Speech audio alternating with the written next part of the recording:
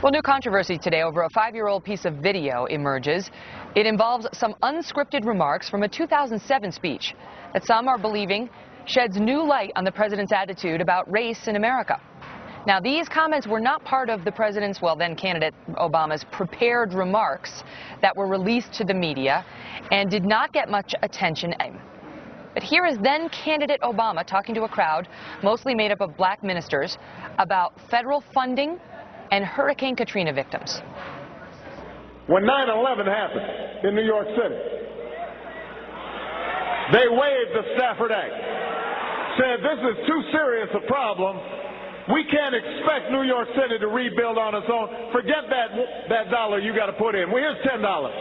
And that was the right thing to do. When Hurricane Andrew struck in Florida, people said, look at this devastation. We don't expect you to come up with your own money. Here's the money to rebuild.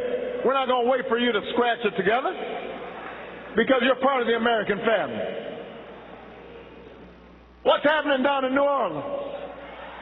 Where's your dollar? Where's your Stafford Act money?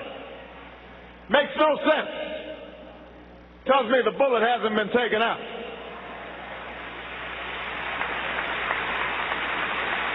Tells me that somehow the people down in New Orleans, they don't care about as much.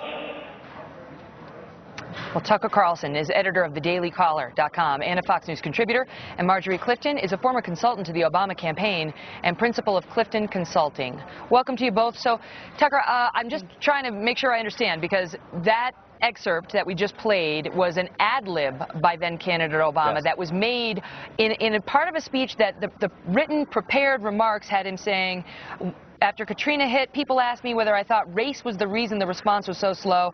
I said no. This administration was colorblind in its incompetence. What he ad-libbed there was the people down in North Carolina, they don't care about as much, suggesting that there was a conscious decision to treat groups differently. And you say all of this matters. Why?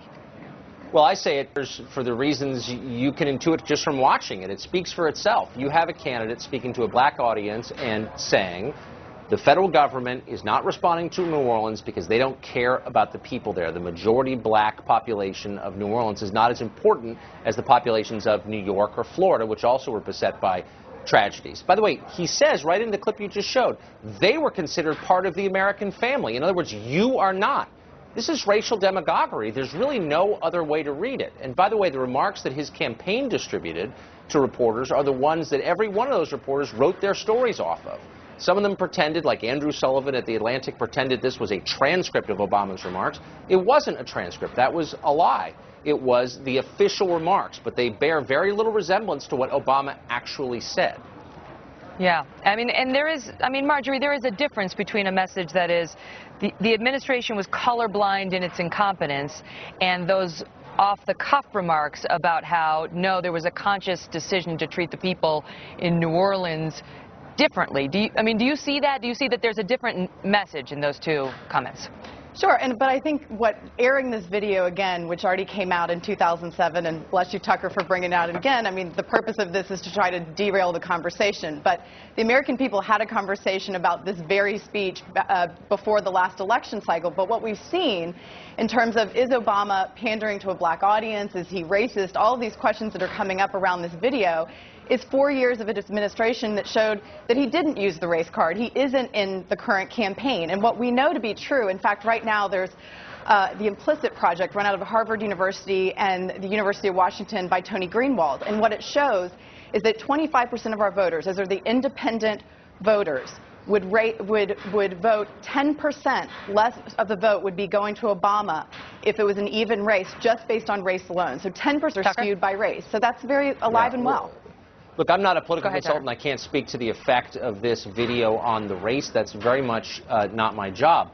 I can just say as a factual matter that no one has seen this video because it has never been released before. That's a matter of fact. The only videos from this speech that were released were a 10-minute excerpt released by a local newspaper. I covered this at the time. I put it on my show at the time. I know a lot about this. The remarks that we aired yesterday, we put on the Daily Caller yesterday, have never been seen in public before. Why? because news organizations that own them, including CNN, I got a call from a CNN official this morning who said, we have had the whole tape for 5 years. I said, why haven't you shown it? That's not newsworthy. The President of the United States saying they don't like you because you're black. The President of the United States saying, we should be funding. Wait, let him finish. No. In this video, by the way, and it's really worth watching all 36 minutes, he says, why are we spending all this money in the suburbs? Why isn't it going to our neighborhoods? Why are we letting outside contractors take these jobs when they should go to our people? These are explicit calls to racial solidarity by the president. Now, maybe that doesn't bother you, but I think the public has a right to see that, period. Marjorie, it may or may not be a story to people, watching. But for those to whom this is a story, to those folks at home watching this saying, well, even though apparently came out in part 5 years ago, I never saw it. This is new to me. I've never seen the president talk like that with that accent and that affect, and I've never heard those sound bites because those weren't aired 5 years ago. Why do you say it's not a story and they shouldn't be thinking about President Obama as somebody who panders in that way? Well, but the question you have to look at is his track record with this audience and with the American public. Has he been making policy decisions? Has he been talking to audiences in a way that offends? And the reality is, yes, he's playing to an audience. He's playing to his demographic. And the fact of the matter is, when I'm talking to a room full of women, if Tucker Carlson was sitting in the room, I would speak very differently than I would if it were just a room full of women. Let's have a sample. A sample?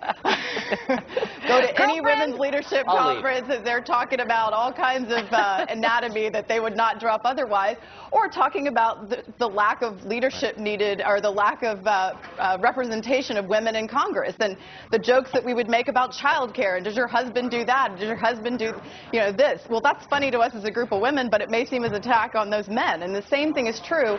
There are realities the black community deals with that we do not.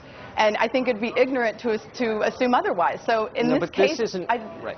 Go ahead, Tucker. I understand what you're saying, and I think part of what you're saying is right. I don't think that's what's going on here for two reasons. One, the president is confirming the deepest fears of his audience. He's trying to make them more agitated. He's saying, yes, they really do hate you, A. B, he's actually not telling the truth. It's disingenuous. The U.S. government, at the time he gave the speech, had pledged $118 billion, some of it, a lot of it, with no strings attached at all, no Stafford Act, to Katrina-affected areas. That's shortchanging the population, $118 billion, as compared to the $20 billion that the Bush administration pledged to 9/11 victims after that attack. So actually, on the facts, this falls down, and he knew this. He was a United States senator, and he demagogued this issue anyway. Now, maybe you don't think it's a big deal. I do.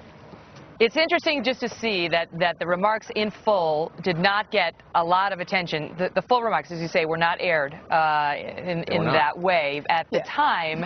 And now that they are coming out, so many in the mainstream media even, it's the job of the left to say this is not a deal. But the mainstream media even coming out and saying it's not a story because they already covered it. But really they didn't already cover it. Are we applying that standard to Bain Capital? But anything that happened 10 years ago is not a story? Is that what? So nothing about Bain can be talked about now. This is so. But looking at it in the current setting, Newt Gingrich has even Newt Gingrich has said this is not a story. This is not part of the campaign. Who cares what Newt Gingrich said? Well, all right, and that's actually really going to be the last word. Thank you both so much. Thanks, Megyn. We're taking your thoughts on it. What do you think? Is this a story, and does it